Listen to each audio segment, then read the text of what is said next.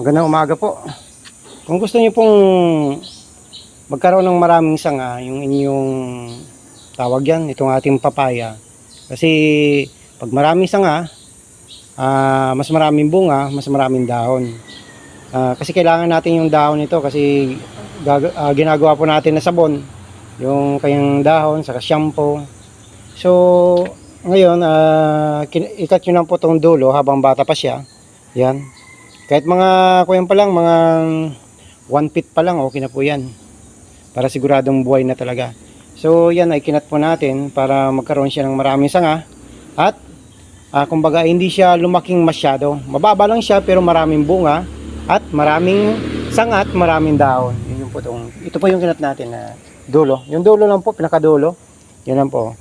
So yan po, sana may natutunan po kayo sa video natin to.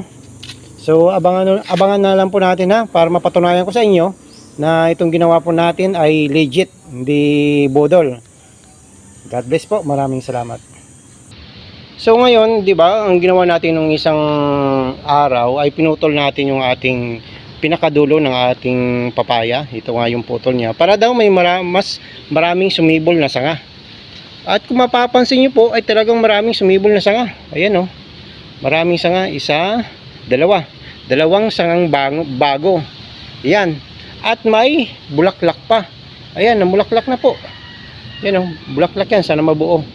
So titingnan natin kung talagang effective dahil talagang nagsanga siya ng mas marami. Bali tatlo na yung kanyang sanga na dati ay isa lang na diretso. So ngayon kung makikita nyo, yan po. Yan, panibagong sanga yan. At ito rin. So ibig sabihin niya, pag tumubo to, mas maraming dahon ng papaya at mas maraming bunga. O mapapakinabangan natin. Pero may isa pang pamamaraan daw. Kailangan daw itusukin to. Tusukin din.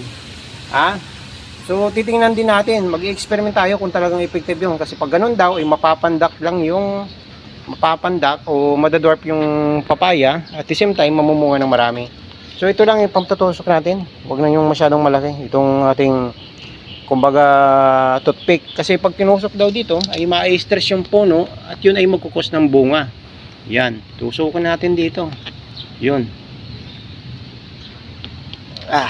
Yan. Sampa. Hindi ko yan. Wala tayong masyadong yan. Yan. Baga ang gagawin natin dito, kasi ang ginawa doon, kahoy yung pinantusok. So ngayon, ang gagawin natin, toothpick lang. Yan. Try natin Ayo. Yan tuloy. Nabali. Yan. Pwede na yan. Natusok. Tapos doon ulit. Yan. Tutusukin lang daw Tingnan na natin kung totoo. Kung hindi mamatay. Yan. O yan. Kasi ang mga napapanood natin yan sa social media, mahirap patulan. Kasi minsan talagang budol. So tutusukin natin. Titingnan natin kung talagang totoo to na napapanood natin. Yan.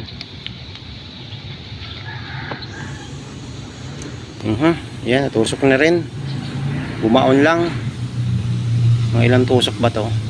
At tarin natin, bahala na Yan, tutusukin natin. Yun. Yan, natusok natin. Hirap pag walang kumukuha ng video Yan. Yun. So, dito pa. Tadtarin natin ang tusok. Para ma-stress talaga siya. Kasi ito ay pag na-stress daw yung halaman ay lalong mamumunga at mamumulaklak. So, tadtarin natin ang tusok. Yan.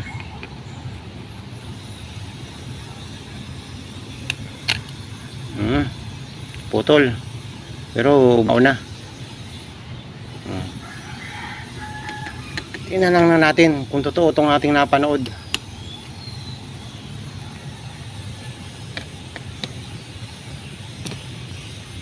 Yan. So kung mapapansin nyo ay talagang natusok na natin yung ating puno. Yan. So pag ginawa daw to ay mapapandak yung madadwarf yung ating papaya at mas mamunga ng mas marami. Yan. Ito yung puputulin talaga, yung pinakadulo ay magkukos ng mas maraming sanga. Ayan, kung makikita nyo ay tumubo talaga ng maraming sanga. Ito, panibagong sanga. 3, ito rin, may sanga. Yan o. Bali, 4 yung bagong sanga. Isa. Yan o, isa. Oh, ito, sanga din yata to. Ito, sanga din yan. 2. 3. Ayan o, 3. So, diba, bagong sanga yan. 3. 4. Yan o, 4. 5. At namulaklak na. Yan yung bulaklak. Diba? So, antayin po natin. Sana hindi mamatay yung ating tanim. Kasi pag namatay ito, ay mananagot sa akin yung nag-post nito. Nasabi, tutusukin daw para mas mamunga na mas marami at maging dwarf yung kanyang puno. So, abang-abang lang po. Mag-update po tayo. Okay, maraming salamat.